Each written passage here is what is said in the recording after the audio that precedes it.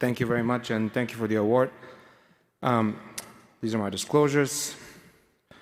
Another disclosure I have to make is 70% of my talk will be about science. I'm sorry, not science. It will be about evolution, history, and very little about science.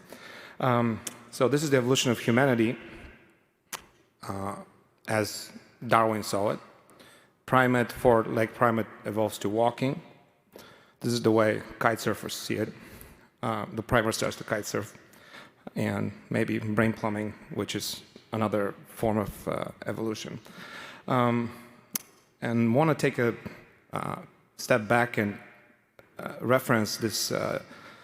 Most of you know this movie, and one of my favorite books is 2001 Space Odyssey. And these two genius men, Stanley Kubrick and Arthur Clarke, describe the evolution of humanity the way they saw it. And basically, it was the idea was that there was a monolith back in the Paleolithic era that was sent from extraterrestrial civilization to promote the four-legged primates to be carnivores, start killing other animals and eating, and eventually evolve to the current, maybe actually 18 years ago, 2001, when the humans will actually travel in space. And they really were genius. They predicted a lot of technological advances. We are traveling in space. We're going, we sent humans to Mars, and we also have AI. So they predicted how a computer who was talking to the human and telling them what to do and how to operate the spaceship. And again, by another extraterrestrial intervention, the human mind exited the human body and became the star child. And the star child was traveling in space and controlling things without depending on their own bodies. And I want to reference another genius, John Rankin, who designed the modified Rankin scale, which was essentially centered around walking. Now, what is the modified Rankin scale of the primate? You can see it's 0. Primate walks and eats. What is the modified Rankin scale of the star child? We don't know. What actually Stanley Kubrick and Arthur Clarke did not predict that in vascular neurology and stroke neurology will still be using primate-level functioning to measure brain injury outcomes.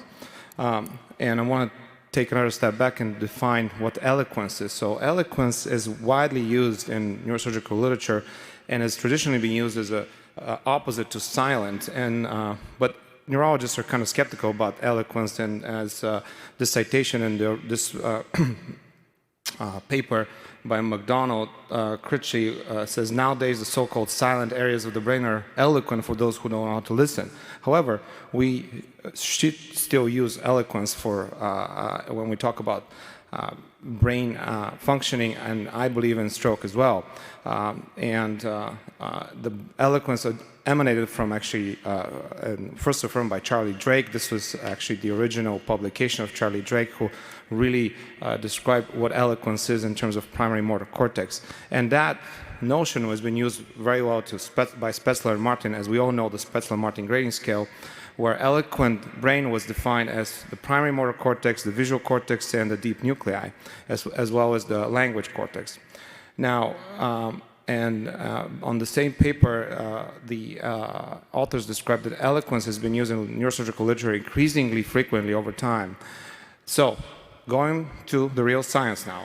So, we used eloquence-based reperfusion as a concept that mean that in primary motor cortex that may lead to better functional outcome using rather than using volume-based reperfusion.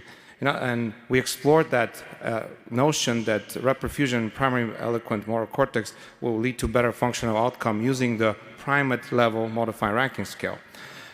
So we defined eloquence reperfusion based on flow within 4 major cortical branches, 3 MCA branches and 1 ACA branch. And we defined eloquent reperfusion based on 3 grades. 0 means no reperfusion in eloquent motor cortex, 1 means partial, and 2 complete. And using this notion, this is an example. For instance, on the top left-hand side, you have a TICI 2B, which has no eloquent reperfusion of the primary motor cortex, and TICI-2A, conversely, has full reperfusion in the primary motor cortex. So we used prospectively collected data from 2 centers. We used multivariable analysis to assess the impact on eloquence-based reperfusion on, again, modified ranking scale, which, again, is primate-level functioning, in my opinion. These are the baseline characteristics of the cohort. As you can see, eloquent reperfusion was seen only on 50% of the patients. And these are the results. Essentially, what you see that there was a substantially more frequent eloquent reperfusion in TICI-2B patients versus TICI-2A. And in terms of predictors of 90-day disability using the modified ranking scale, we have, not surprisingly, age, stroke scale, symptomatic intracranial hemorrhage, but you can see that the most impactful, one of the most impactful predictors of outcome was presence of eloquent reperfusion in the primary motor cortex independent of the TICI-2B or TICI-2A. And this is the ordinal analysis on with the impact on modified ranking scale based on eloquent reperfusion. In conclusion, eloquent primary motor cortex tissue reperfusion is a major determinant of functional outcome and more impactful than the volume-based degree of partial reperfusion. And more aggressive primary motor cortex reperfusion should be probably targeted after partial reperfusion. So in other words, we should be more aggressive with more perhaps distal thrombectomy. This was basically a concept that I learned from my mentors, and I'm really thankful for that, because if I didn't reperfuse the primary motor cortex, this is what Gary would do to me. In conclusions, neuroanatomy matters, neurophysiology matters.